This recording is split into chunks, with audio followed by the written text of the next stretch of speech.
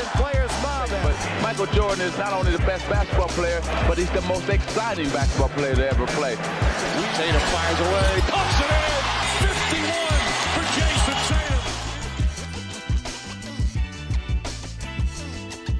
Tatum. On this day in Celtics history, Larry Bird, the original number 33, retired his number today, August 18th, 1992, which is when we're recording on the 18th.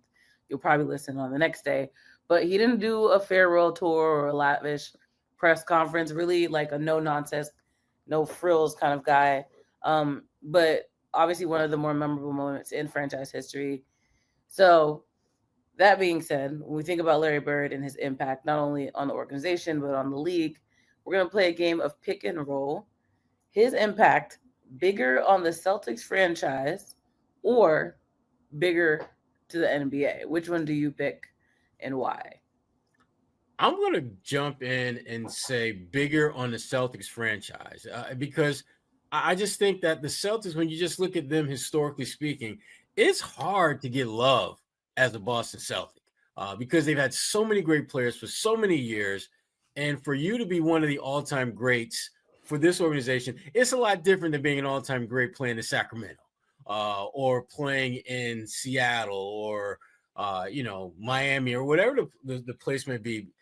So for him to be an exceptional player, one of the all-time greats for this organization, I do think is a much bigger deal than it would be for him to be one of the all-time greats in the NBA. Because let's be honest, the Celtics are kind of that club that when you get past the velvet rope and you get into the club, there aren't that many heads in there. You're talking about Bill Russell. You're talking about Hondo. And then there's maybe a couple others. But for the most part, Larry Bird has entered a place with this organization that very, very few players have been able to enter. Whereas you look at the NBA, yeah, he's one of the all-time greats. But I think that there's so many more. I think his impact for this organization is so much greater than it is for the NBA as a whole. Yeah, I think it's probably more important for the Celtics organization because at the time that Bird came into the league, the Celtics were down. You know, they were older. They were going through coaches. Tom Heinsohn was fired. Sat Sanders took over briefly. He was fired. Dave Cowens had a little stint as a player coach. Like, this team was kind of in disarray. There was players like Pistol Pete Maravich was a Celtic. Curtis Rowe was a Celtic. Sidney Wicks, guys who were just like, Bob McAdoo had a stint as a Celtic. Like, they were really trying to find an identity post Havlicek, JoJo White, and Dave Cowens, and they weren't able to until Bird arrived in 1979-80, and suddenly the Celtics were back to being the Celtics and winning 3 championships under Bill Fitch and Casey Jones, and Bird was the leader of those teams. So his impact on resurrecting a franchise that had some hard times. If you look at we could all talk to Cedric Maxwell about those the 77 team and the 78 team and the 79 team. Those are some tough years in Boston. And so, I mean, obviously, except for maybe the Red Sox, the Patriots weren't doing so well, and the Celtics weren't doing so well at all. So you're talking about bringing in a franchise player, a cornerstone into your organization who changes everything. So I think his impact on the Celtics was immeasurable because he brought the franchise back.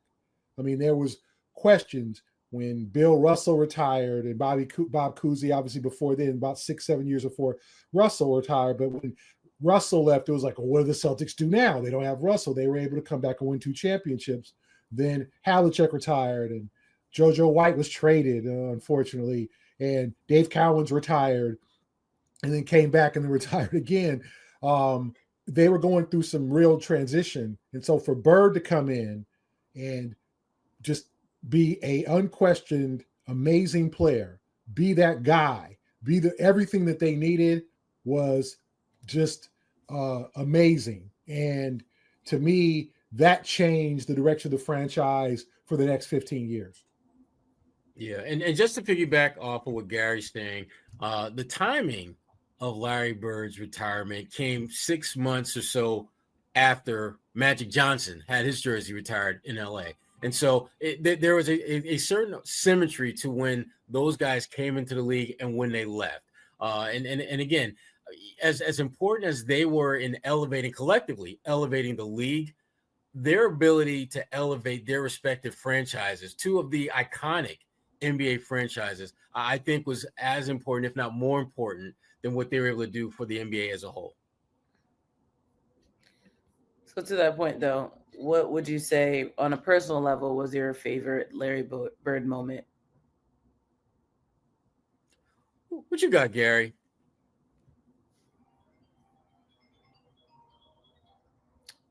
You're muted, Gary.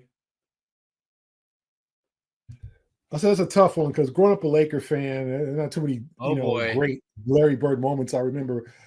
Probably just the 3-point contest, who's going to finish second, him winning the first 3-point contests and just coming in and just his confidence, his bravado, the 60-point game. I'm going to point the 60-point game against Atlanta in New Orleans. The game was not in Atlanta. It was at New Orleans because Atlanta did play a couple of regular season games just before New Orleans had the Pelicans and when they had lost the Jazz. So they played some games in New Orleans, and his dominance, and then all the players at the end of the Hawks bench like going crazy when Bird hit tough shots. Like I'm sure that there were some players who were waved after that game because you're not supposed to cheer on an opposing player. But and the funny part was that was a few days after Mikal broke the club record with 56 points. So Mikal breaks the club record, and Bird's like, "Oh, you should have scored more points because I'm about to get that." And a few days later in New Orleans, Bird scored 60 points. It was on 1986 and 85. And it was just his total, he was all in his bag. All his total dominance, his complete game, jump shots, spinning fadeaways, 3-pointers, all of the above. And it just shows how really, truly gifted this man was. And people have always kind of doubted Larry Bird's, not say skill set, but he wasn't a freakish athlete. But first of all, he was 6'9", 6'10", and people tend to underestimate his size. Like Larry Bird was 6'9", 6. I mean, he was 6'10", and he was like Dirk before Dirk. If people could want to put some type of a label on him, the way he was able to score, and the way he was able to talk trash, and the way he was able to call out his opponents, the way he said to other teams, "Hey, you got a white guy guarding me? Like, you trying to lose tonight? Oh, okay." Like he literally would say that to opponents. Like, who is this dude guarding me? Oh, okay. He ain't put no brother on me. Okay, I got you. Like that's not the right move. I mean, just some of the things that he said to opponents, and he backing it all up. But that game in New Orleans is probably my favorite Bird moment because if you look at the tape of that game, you can look at it on YouTube. The Hawks bench, the guys at the end of the bench are literally going crazy because Bird's hitting such tough shots. And nowadays, with social media, that would not fly. But back then, I guess it did. Yeah, it definitely did, because that definitely is not happening today. For me, the moment, the game, however you want to describe it, that really stands out to me is against the Pistons, where he gets to steal, passes the DJ, he makes the layup. And the reason why that game sticks out to me is because that in that moment, it highlights something that I don't think Larry Bird will ever get enough credit for. Yes, we talk about his shooting. We talk about the trash talk that he can back up day in, day out. But what we don't talk enough about with Larry Bird is his first step. He has one of the quickest first steps getting to the ball, getting off the dribble that you will ever see. He's not the most athletic guy, but that first step, he's going to create space. And in that particular moment, his ability to make that first step, get in that passing lane, make that play, it was a reminder to me that, yeah, he ain't jumping out the gym. He's not dunking on people with regularity and doing all those things that we kind of we try to put in the category of super athletes, but he's got certain things that go above and beyond just shot making that allow him to be great. And one of those things is a very, very ultra quick first step. That's to me, that's one of the best parts about Larry Bird's game that we collectively don't talk enough about. So I got this here. Hey. Larry Bird autograph. This is a second year card. Wow. How much, Gary? How much you get for that? How much you want for that? 50 cents? No, yeah, a little bit more than 50 cents. 50 cents.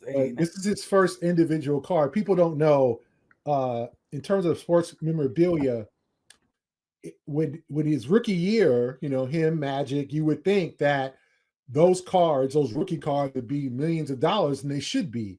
Unfortunately, what the Topps company did for that 1 year is they decided to make 3 cards in one, and they decided to make a set of cards where you literally had to take the card out and tear it to make it to have that individual card. So while they have rookie cards, they're put together with 2 other players. So Magic, Bird, and then Magic and Bird and Dr. J are all on one card, unbelievably. So that card is extremely valuable, but it just kind of screwed up the entire history of their collectibles because there is no Magic Johnson rookie card individually.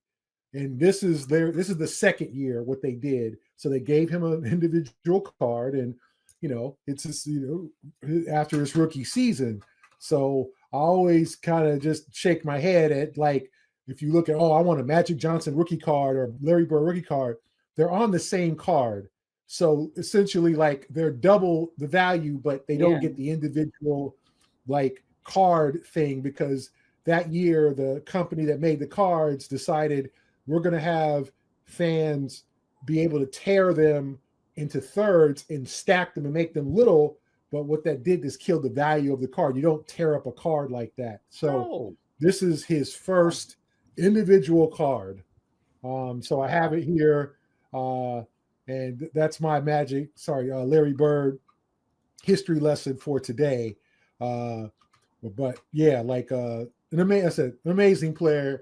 Even the hardest core Laker fan, I'm not talking about me, but just anyone would admit that Larry Bird is a top 10 player, and we can debate, and then can debate where he ranks in the Celtics hierarchy. Is he number 2 behind Real Russell? Is he number 1 behind no one? That's a great debate. Well, we're going to have that debate right now, Kwani. I was going to say, what's your answer as an LA guy? I'd say he's number 2 behind Russell. I don't think you can't take away 11 championships. But Bird is the second best Celtic of all time. I don't think that's any question about that. And then you can go into whether it's Kuzi or Havlicek, where Pierce ranks. I'm sure, Tatum is making his way up the list. There's all types of great players, obviously, in Celtic history. Where do you put Mikel and Parrish and those guys? But I would say Bird is number 2 because of 11 championships. The Russell just did so much. It's hard to argue, but in a current modern time, I could see fans thinking Bird is the greatest Celtic of all time, and that's a legitimate argument. No, I'm with you on this one, Gary. I think he is number 2, and 2 Russell, because of not only Russell's impact on the court, but also beyond the court. That has to be taken into account without question. Because if you're simply looking at just ability on the floor, I still would put Russell, because Russell did the one thing that players are conditioned to want to do above anything and everything else, and that's win at the highest level. And you look at the guys that Russell played with, you look at the guys that Bird played with, very comparable in terms of high-level Hall of Fame-esque talent.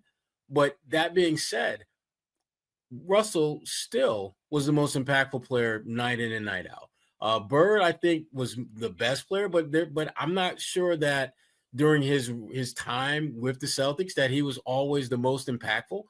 Great player, taking nothing away from him. But our own Cedric Maxwell, for example, I mean, he was a Finals MVP, playing with Larry Bird. And while Russell did not win Finals MVP every time he won a championship, you win 11 damn championships. You literally can't walk away with the damn chip and to be the best player every single one of those runs. And the fact that he was able to do that for so many years. But Larry Bird, if you're going to be second to anyone, Bill Russell is probably the guy you want to be second to. But to your point, Gary, I think people who maybe don't have as extensive an understanding of the Celtics history and how, they know they have 18 banners, but they really don't necessarily understand who led the charge in them getting the first 10, 12, etc. They may see Larry Bird and think that, success began and ended with Larry Bird, when in fact there was a complete novel full of narratives before that, and Bill Russell was the author of many of those championship narratives. So, Bird number 2, Mr. Russell number 1. The two of them agreed on something. All right. Larry Bird retires this day. Gary and I agree on this day. Wow. There we go. We this like day to do that.